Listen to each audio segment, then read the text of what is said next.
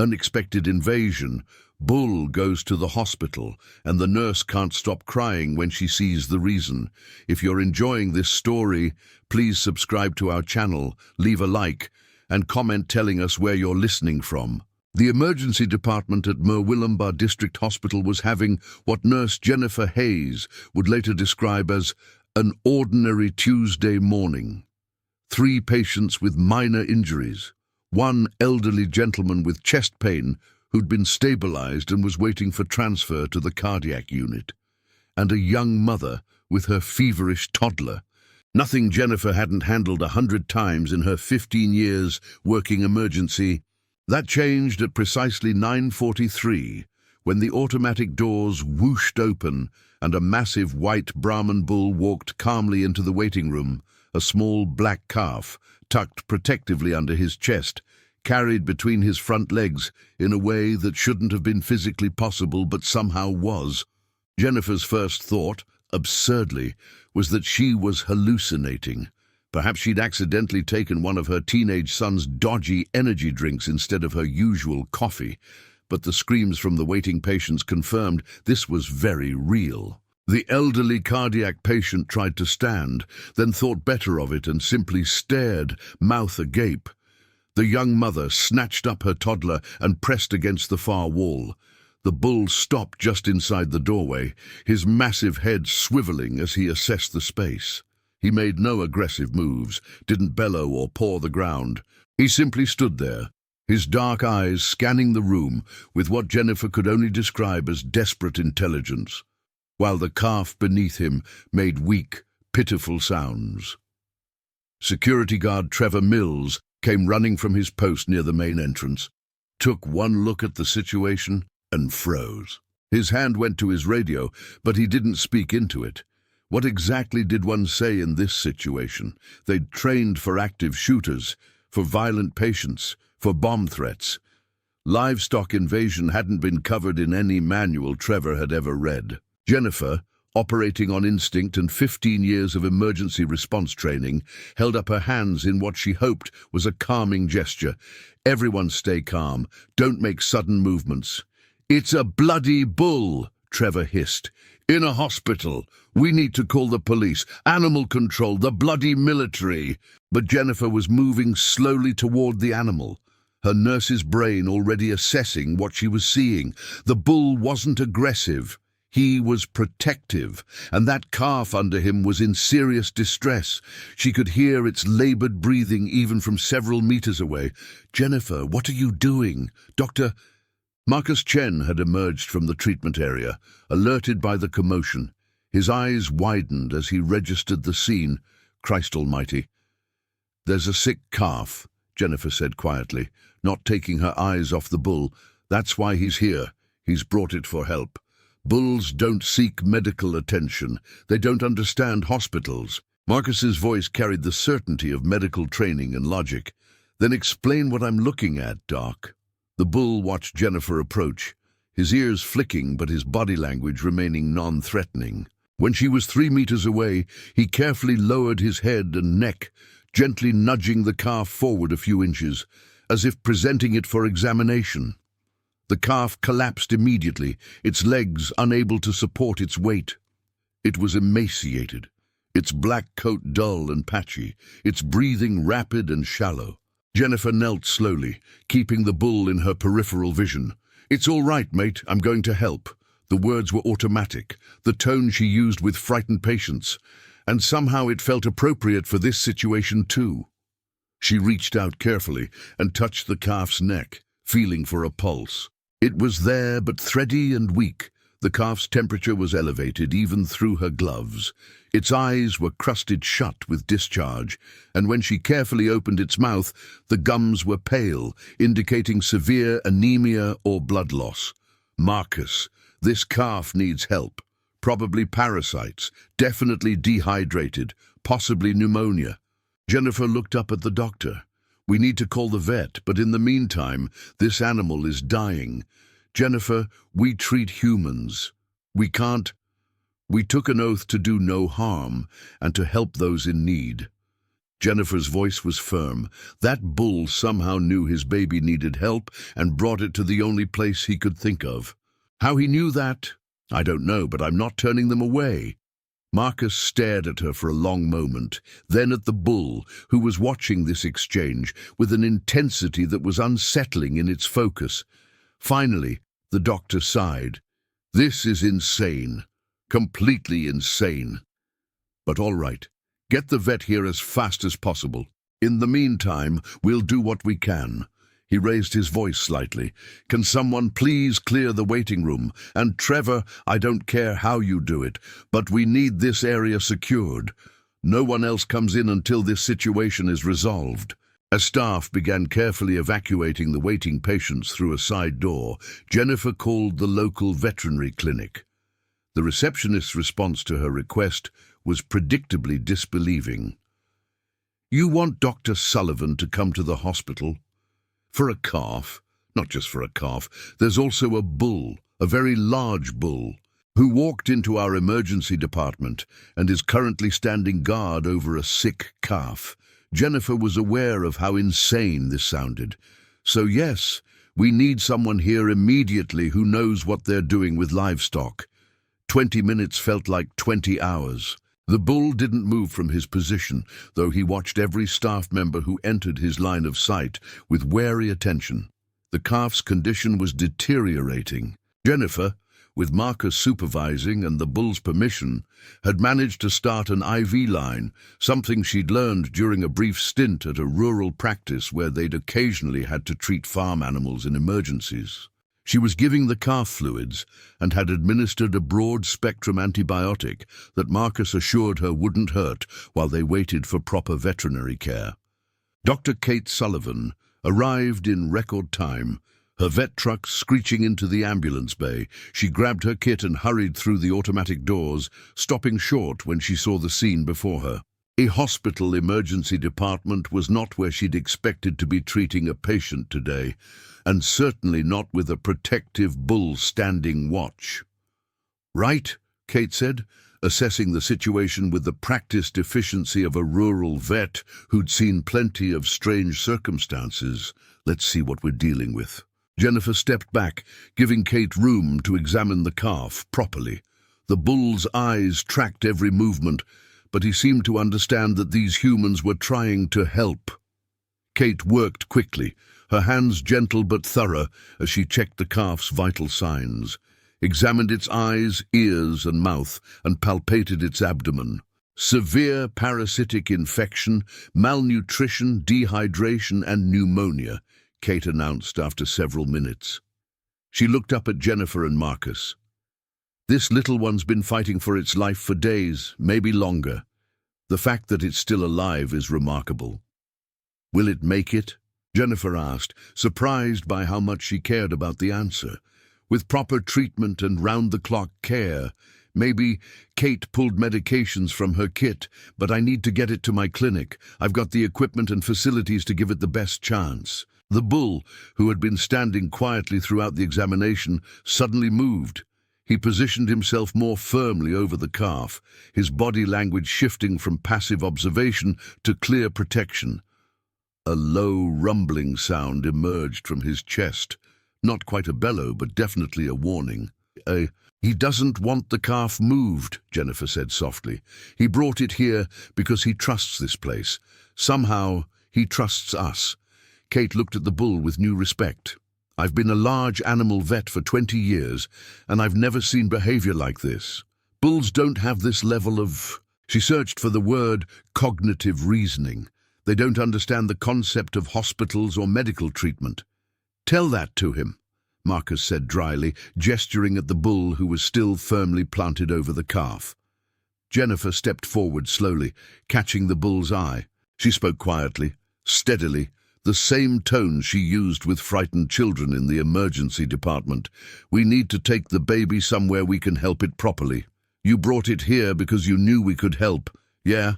So you need to trust us a bit more. Let us do our job. To everyone's astonishment, the bull's posture gradually relaxed. He didn't move away from the calf, but the defensive tension in his body eased.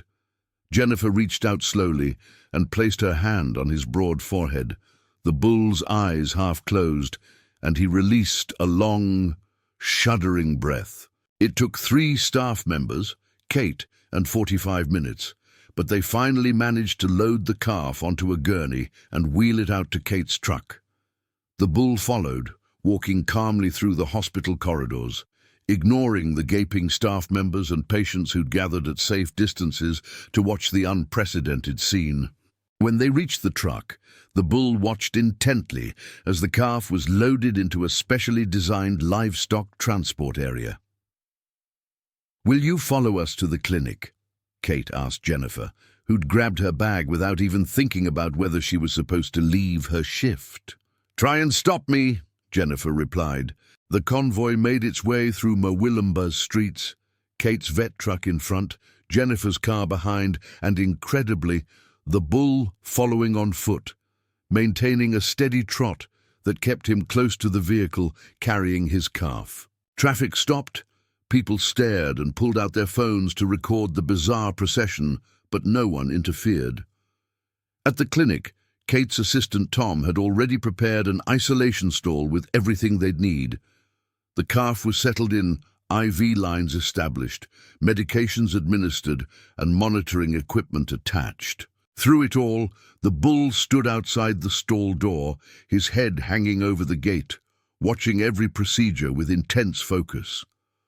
"I need to stay," Jennifer told Kate. "I know it's not my place, but I need to stay and help." Kate looked at her thoughtfully. "You've got experience with livestock?" "Grew up on a dairy farm in Gippsland, left for nursing school at 18, but I spent the first half of my life around cattle." Jennifer touched the bull's shoulder gently. "This one's special, Kate. I don't understand what's happening here, but I know it matters." Over the next 6 hours, Jennifer and Kate worked together to stabilize the calf. They administered antiparasitics, antibiotics, anti-inflammatories, and continued aggressive fluid therapy. Slowly, gradually, the calf's condition began to improve. Its temperature came down, its breathing eased, and finally, as the sun was setting, it opened its eyes and looked around with something approaching alertness. The bull, who'd maintained his vigil the entire time, released a sound that Jennifer would remember for the rest of her life. It wasn't quite a bellow, wasn't quite a moo, but something deeper, more resonant. Relief, she thought. That's what relief sounds like in a bull's language. "I need to find out where they came from," Kate said, pulling off her latex gloves. "A bull doesn't just randomly choose a hospital. There's got to be a property nearby, someone who's missing their animals." Jennifer made calls to local farms while Kate checked with the council about recent livestock reports. It was Tom who finally made the connection. Wait, there was something on the community Facebook page yesterday. Family out on Dulguigan Road. Their prize-breeding bull and his calf went missing. The calf had been sick, and they were trying to treat it. But it got worse overnight. When they woke up yesterday morning, both animals were gone. Kate pulled up the post on her phone. The family was the Hendersons, cattle breeders who'd been in the area for 3 generations. The bull's name was Samson, and he was famous in the region for his gentle temperament and impressive lineage. The calf was one of only 2 he'd sired this year, a rare black variant in their typically white and cream-colored herd. "They're devastated," Kate read from the comments. "They'd called every neighbor, checked every paddock, reported it to the police. They thought maybe someone had stolen them." "Call them," Jennifer said. "Tell them we've got their animals, and the calf's going to be okay." The Henderson family arrived at the clinic within 30 minutes, their ute kicking up dust as they pulled into the car park. Robert Henderson, a weathered man in his 60s, climbed out first, followed by his wife Margaret and their adult daughter Claire. Their faces showed the strain of 36 hours of worry and sleepless searching. Robert stopped dead when he saw Samson standing at the stall door. "Bloody hell! Samson!" His voice cracked with emotion. "Where have you been, you mad old bull?" Samson turned his massive head toward the familiar voice and released a low, greeting moo, but he didn't leave his post at the stall door. His responsibility wasn't finished yet. Kate stepped forward to greet them. "Mr. Henderson, I'm Dr. Sullivan. Your bull brought the calf to the hospital this morning, walked right into the emergency department." "He what?" Margaret's hand went to her mouth. "To the hospital? But that's 15 kilometers from our property, through town, across the highway." "He knew the calf was dying," Jennifer said quietly, joining them. "Somehow, he knew it needed help beyond what he could provide, so he took it to the place where humans go when they need help." Claire moved toward the stall, and Samson stepped aside, allowing her to enter. She knelt beside the calf, tears streaming down her face as she stroked its head. The calf, now alert enough to recognize family, made a weak sound and tried to lift its head toward her. "This is Midnight," Claire said, her voice thick with emotion. "He was born in a storm 3 months ago. We thought we were going to lose him then, but Samson—" She looked at the bull with wonder. "Samson stood over him all night, keeping him warm, keeping him safe. He's been watching over him ever since." "The calf got sick 4 days ago," Robert explained. "We were treating him ourselves, doing everything we knew to do, but he kept getting worse. Yesterday morning, we woke up and both of them were gone. The gate was still latched, but there were marks where Samson had battered it until the hinges gave. We thought maybe he'd taken the calf somewhere quiet to die. Bulls do that sometimes, find a peaceful spot for their young. Instead, he took him to find help," Kate said, shaking her head in amazement. "I've been doing this job for 2 decades, and I've never seen anything like it." They moved into Kate's office, where she explained Midnight's condition and treatment plan in detail. The calf would need to stay at the clinic for at least a week, possibly longer, with intensive care and monitoring. The Hendersons nodded, asking informed questions that showed their experience with livestock. "Whatever it costs," Robert said firmly, "that calf is important to our breeding program, but more than that." He glanced at his daughter. "He's family, and what Samson did to save him, that's something I'll never forget." As the conversation continued, Jennifer excused herself and went back to the stall where Samson maintained his vigil. She stood beside him, both of them looking at Midnight, who was sleeping peacefully now, his breathing steady and strong. "You did it, mate," Jennifer said softly, stroking Samson's shoulder. "You saved his life. Do you understand that? You're a hero." Samson turned his head and looked at Jennifer with those intelligent dark eyes, and she felt something shift inside her. This wasn't just a remarkable story about animal behavior. This was a fundamental challenge to everything she thought she understood about the emotional capacity of non-human animals. She thought about her own son, Dylan, 16 years old, and going through that difficult phase where he claimed nothing mattered, no one cared, and the world was a cold, indifferent place. She'd been trying for months to find a way to reach him, to show him that compassion and love still existed in the world. Maybe this was it. Maybe Samson's story was exactly what Dylan needed to hear. Jennifer pulled out her phone and, with the Hendersons' permission, began documenting the story. She took photos of Samson and Midnight, recorded video of the bull's gentle interaction with the recovering calf, and interviewed the family about what had happened. By the time she'd finished, it was well past midnight, and she was exhausted but energized in a way she hadn't felt in years. Over the next 3 days, Jennifer visited the clinic every day after her hospital shifts. She watched Midnight grow stronger, saw his eyes brighten and his coat begin to regain its luster, and she witnessed Samson's unwavering devotion, the bull refusing to leave the clinic grounds despite the Hendersons' attempts to take him home. "He won't go until the calf does," Robert said on the 3rd day. "We've tried everything. He's determined to stay right here." Kate had set up a temporary pen for Samson in the clinic's back paddock, with food and water and shelter, but every few hours he'd return to the stall door to check on Midnight, to reassure himself that the calf was still there, still improving, still alive. Jennifer shared the story on her personal social media, not expecting much response, but within 24 hours, it had been shared thousands of times. News outlets picked it up. Television crews descended on the clinic. Sampson's remarkable act of paternal devotion became a viral sensation, touching people around the world who were hungry for stories of love and loyalty in an often cynical age. The hospital administrator called Jennifer into her office. Jennifer prepared for a reprimand about abandoning her shift, but instead found herself being praised for the positive publicity the hospital had received. "You made us part of something beautiful," the administrator said. "You made the right call, helping that calf." But it was Dylan's reaction that meant the most to Jennifer. Her son, who rarely engaged with anything she tried to share with him, had watched all the videos, read all the articles.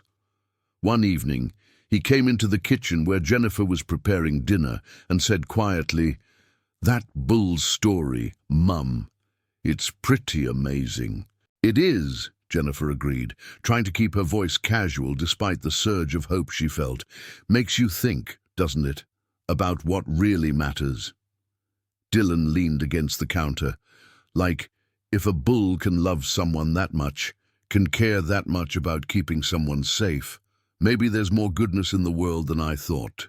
Jennifer set down her knife and turned to face her son fully. "There's so much goodness, Dylan. Sometimes we just need to look for it. And sometimes it walks right through the hospital doors in the most unexpected way."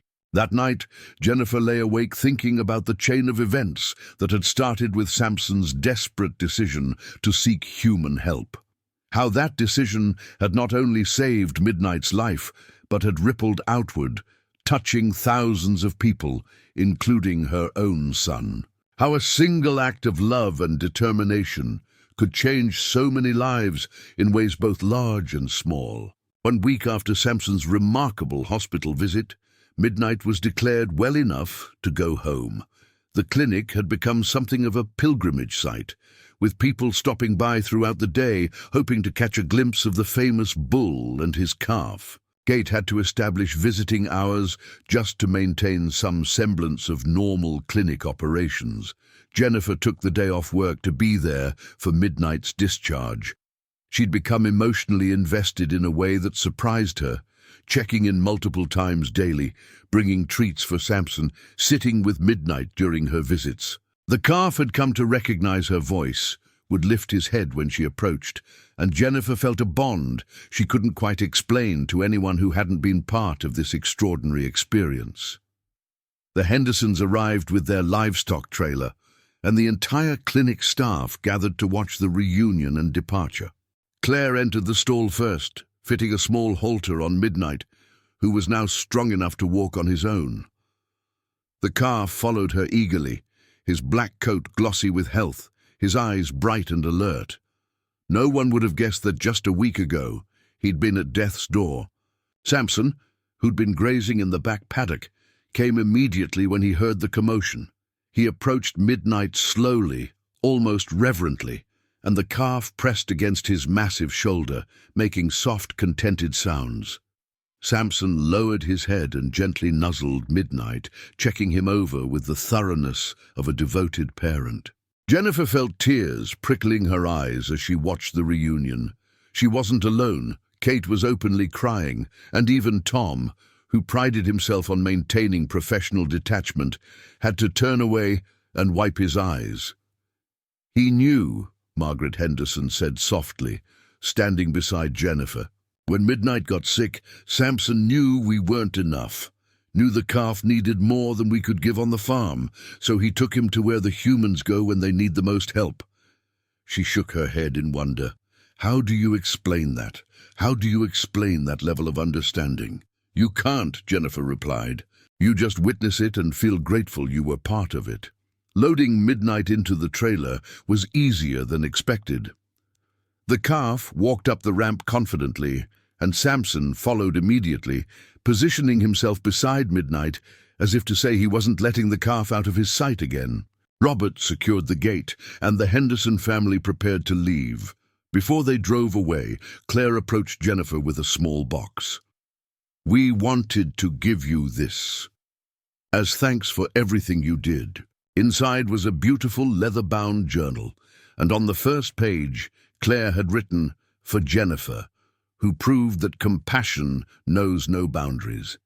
May you continue to heal all creatures, great and small." Below the inscription was a stunning photograph of Jennifer with her hand on Samson's forehead, the bull's eyes half closed in trust, midnight visible in the background. "Claire's a photographer," Margaret explained. "She took that shot on the second day. We thought you should have it." Jennifer couldn't speak. She simply hugged each of the Hendersons, holding on perhaps a moment longer than was strictly necessary, trying to convey what this experience had meant to her. As the trailer pulled away, Jennifer stood in the clinic car park, watching until it disappeared around the bend. Kate came to stand beside her, placing a hand on her shoulder. "You know," Kate said quietly, "I've had vets from 3 universities contact me wanting to study what happened here. Animal behaviorists, cognitive scientists, all trying to understand how Samson knew to go to a hospital, how he understood the concept of medical help. Will you let them? Maybe. But part of me thinks some things don't need to be dissected and analyzed. Some things can just be miraculous." Kate squeezed Jennifer's shoulder. "You gave up a lot this week. Your time, your energy. I know you used vacation days to be here." "Why?" Jennifer thought about the question carefully. "Because I needed to remember why I became a nurse. Somewhere along the way, with the paperwork and the protocols and the endless shifts, I'd forgotten that it's about caring, about seeing someone in need and doing whatever it takes to help them, regardless of whether they're human or not, regardless of whether it makes sense or follows the rules." Samson reminded me of that. The story of Samson and Midnight didn't fade away as quickly as most viral stories do. It had touched something deeper in people, had awakened a yearning for evidence that love and devotion still existed in pure forms. Jennifer received letters from around the world, people sharing their own stories of animal loyalty, of unexpected compassion, of moments when they'd witnessed something that defied easy explanation. But the most important impact was closer to home. Dylan had volunteered to help at a local animal rescue, inspired by Samson's story. He'd found purpose in caring for abandoned dogs and cats, had discovered empathy he'd been suppressing behind teenage cynicism. Jennifer watched her son slowly emerge from his shell, and she knew that Samson had given her a gift far greater than saving a calf's life. 3 months later, Jennifer received an invitation to the Henderson farm for a celebration. When she arrived, she found the property transformed, with banners and decorations, dozens of people gathered, and at the center of it all, Samson and Midnight, both wearing ribbons and looking somewhat bemused by the attention. Robert Henderson raised a glass and addressed the crowd. "We're here to celebrate not just the recovery of our Midnight, but the extraordinary bond between a father and son that transcends species and challenges everything we think we know about animal emotion, and to honor the humans, like Nurse Jennifer Hayes and Dr. Kate Sullivan, who had the wisdom to help when help was needed, regardless of how unconventional the situation was." The crowd applauded, and Jennifer felt Dylan squeeze her hand. She looked at her son, saw pride in his eyes, and felt a completeness she hadn't experienced in years. As the celebration continued, Jennifer found herself standing at the fence where Samson and Midnight grazed peacefully together. The bull looked up, met her eyes, and Jennifer could swear she saw recognition there. Gratitude, even. She reached over the fence and touched his forehead one more time, completing a circle that had begun in the chaotic emergency department of a small rural hospital. "Thank you," she whispered, "for reminding us what really matters, for showing us that love is the most powerful force in the world, regardless of who's doing the loving." Samson exhaled softly, a sound of contentment, and returned to grazing beside his calf. And Jennifer realized that sometimes the patients who teach us the most about healing are the ones we never expected to treat. And the moments that change our lives forever are the ones that walk through the door when we least expect them, demanding that we rise to meet extraordinary circumstances with extraordinary compassion.